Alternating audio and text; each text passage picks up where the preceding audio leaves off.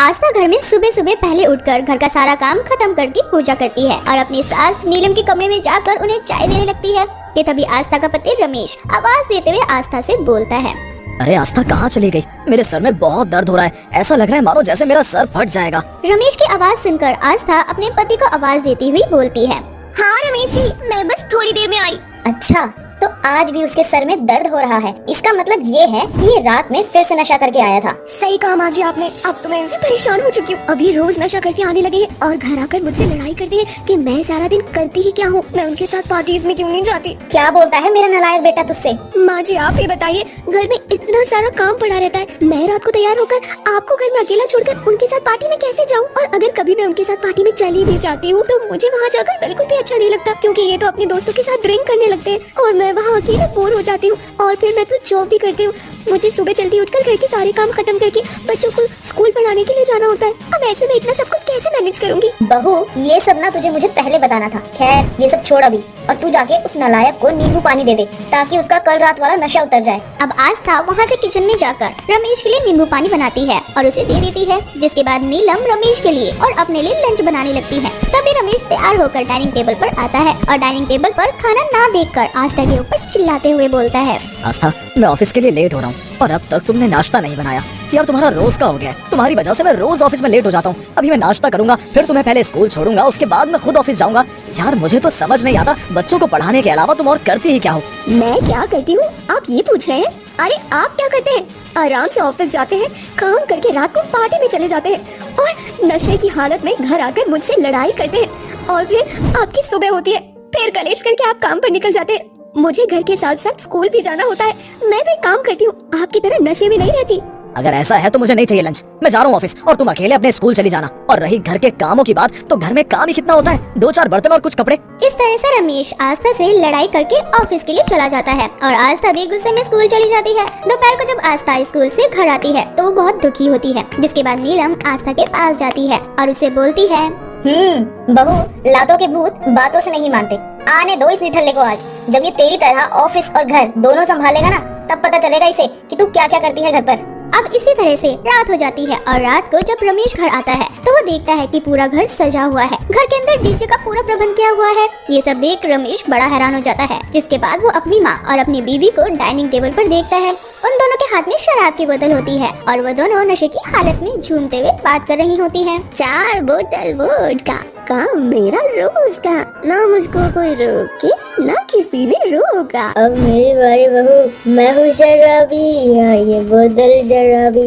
जितनी भी P low धो दी है गराबी। अरे वाह सासू माँ, आपने तो मुझे भी फेल कर दिया। दोनों सास बहू को नशे में देख रमेश की आंखें फटी की फटी रह जाती है और वो उन दोनों के पास जाकर बोलता है, माँ आस्था ये सब कुछ क्या है? तुम दोनों ने ड्रिंक की है? हमने तो शराब पी है, थोड़ी नहीं दे। चुप करो आप दोनों और चुपचाप से अपने कमरे में जाकर सो जाओ। मैं तुम दोनों को बर्दाश्त नहीं कर सकता नशे की हालत में।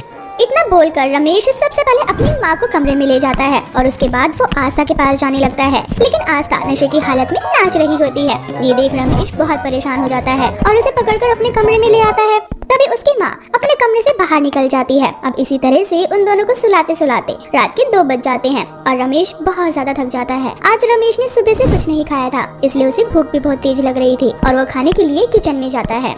शायद रसोई में कुछ खाने को मिल जाए। इन नशेड़ी सास बहू ने तो मेरा सारा नशा ही उतार दिया। किचन में जाने के बाद रमेश को कुछ खाने को नहीं मिलता और वो भूख से सो जाता है और सुबह जब उसकी आँख खुलती है तो सुबह के 10 बज चुके थे और अब तक उसकी माँ और बीवी सो रही होती है।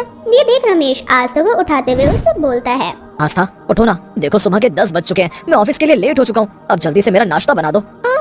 मेरा सर बहुत दर्द हो रहा है, बहुत भारी भारी लग रहा है सर। आप पहले मेरे लिए 1 गिलास नींबू पानी बनाकर ला दीजिए। किसने कहा था इन दोनों सास बहू को नशेड़ी बनने के लिए? अब मैं क्या करूँ?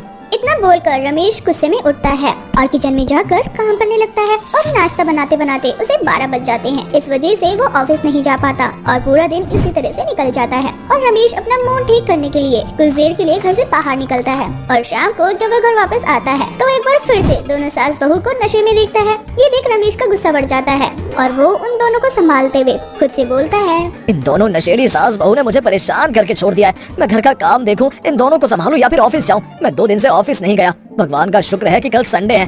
आने दो इन दोनों को होश में, इन्हें तो मैं कल बताऊंगा। इतना बोलकर रमेश सो जाता है और अगली सुबह जब वो उठता है तो देखता है कि आस्था और नीलम घर पर नहीं है। तभी सुबह सुबह कुछ मेहमान रमेश के घर आ जाते हैं और अपना बिखरा हुआ घर देखकर रमेश फटाफट अपने पूरे घर को ठीक करता है और मेहमानों के लिए चाय बना कर लाता है। कुछ देर बाद मेहमान भी अपने घर वापस चले जाते हैं और थोड़ी देर बाद आस्था और नीलम भी घर आ जाती है, जिसके बाद रमेश उन दोनों के सामने हाथ जोड़कर उन दोनों से बोलता है, माँ, आस्था, मैं आज आप दोनों के आगे हाथ जोड़ रहा हूँ। प्लीज ये नशे की चीज आप दोनों के लिए नहीं है। जब से आप दोनों नशेड़ी बनी है मेरी वाट लग चुकी है। मैं घर के काम से ही नहीं निकल पा रहा जो मैं ऑफिस का काम कर सकूं। ऐसे में मेरी नौकरी चली जाएगी। मुझे समझ नहीं आता मैं अकेले क्या क्या करूं। पता नहीं आस्था, इतनी आसानी से तुम सब कुछ कैसे कर लेती हो। हम तो तुझे सबक सिखाना चाहते थे बेटा, इसीलिए हम दोनों सास बहू ने नशेड़ी होने का नाटक किया और आज हम दोनों को बहुत अच्छा लग रहा है कि तुझे अब समझ आ चुका है कि आस्था घर परिवार ऑफिस सब कुछ कितने अच्छे से मैनेज करती है। और हाँ बेटा, अब मुझे तुझसे यही उम्मीद है कि तू अब से नशे में घर नहीं आया करेगा और मेरी प्यारी बहू से लड़ाई भी नहीं करेगा। आई एम सॉरी आस्था, मुझसे गलती हो गई। अब से ये गलती दोबारा नहीं होगी। अब आस्था और नीलम नशेड़ी होने का नाटक छोड़ देती हैं, जिसके बाद रमेश भी ड्रिंक करना छोड़ देता है और आस्था से लड़ना भी।